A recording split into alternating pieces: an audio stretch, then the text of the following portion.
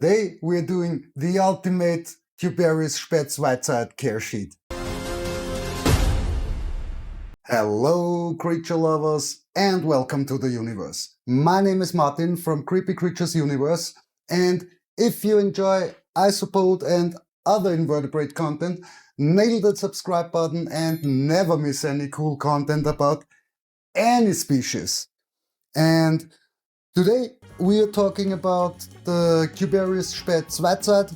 We're doing a little care sheet. It is a bit of time gone since we did the last one, and we start with the first, and that's the difficulty level. And that's pretty easy because it's pretty easy.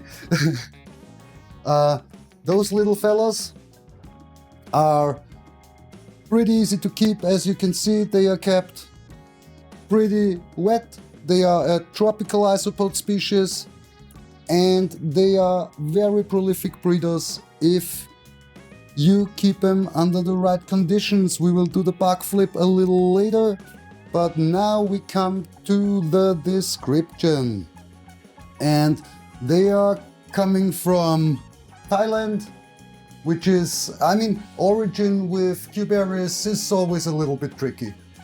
First off, we have a lot of Cubaris Spätz that actually are not wild collected, like the citrus, which are basically yellow panda kings, if I'm right. That should be bred out of white pandas, which are now citrus pandas in reality, but just called Spät citrus.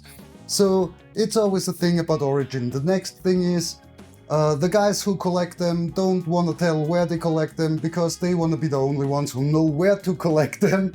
So Cubaris origins always pretty hard. Let's say Asia and tropical. That's true for sure.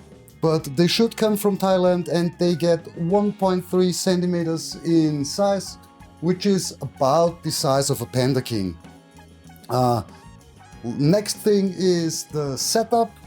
And the setup is pretty simple. As you can see, there is a little bit on the low side of substrate because we want to add it up.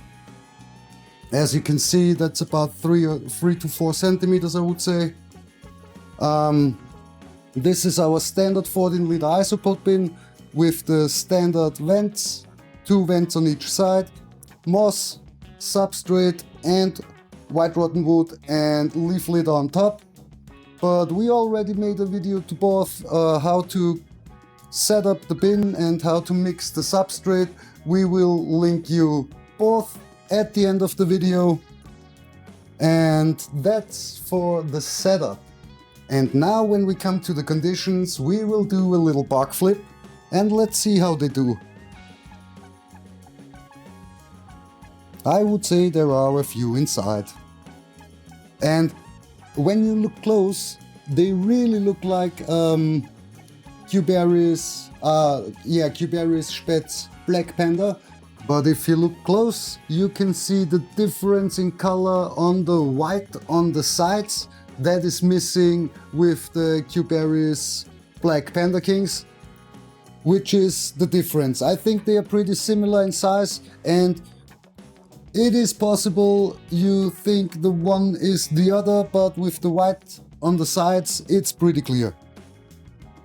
Then next are the conditions, which are, it's a tropical isopod species. So I would say 22 to 26 degrees is best breeding temperatures, ideal breeding temperatures.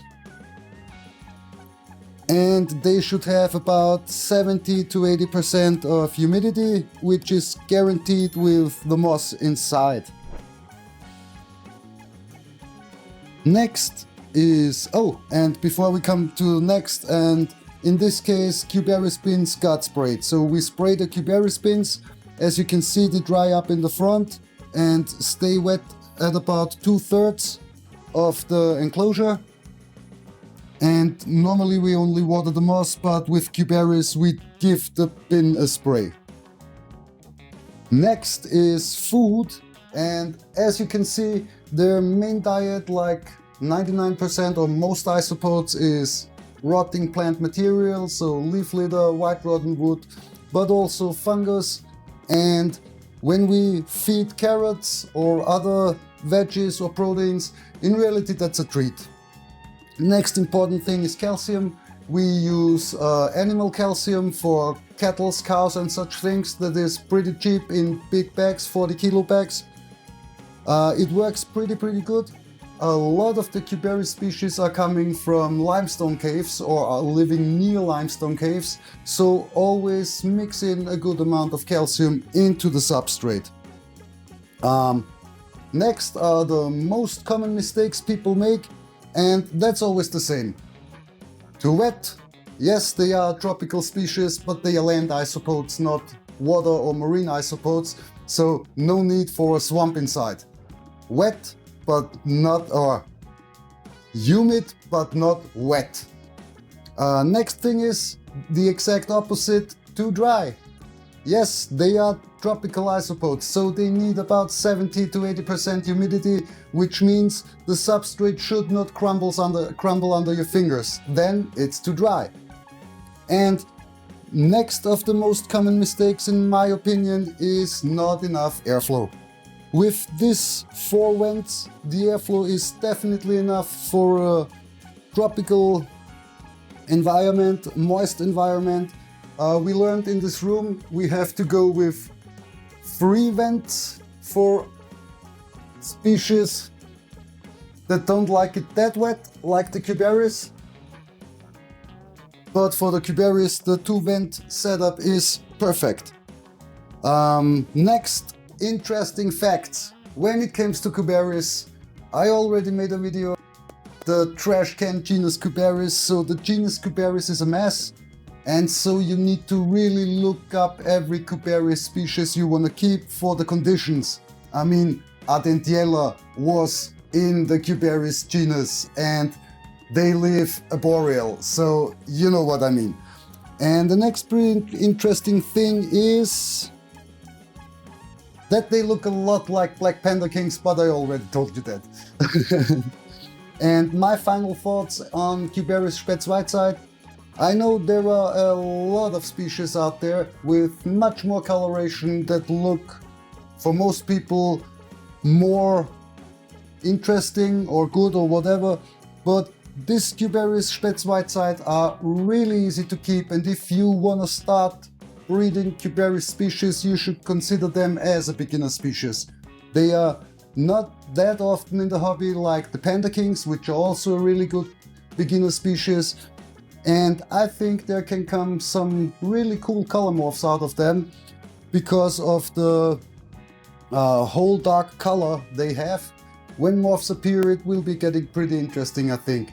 So, besides that, nothing more to say from me.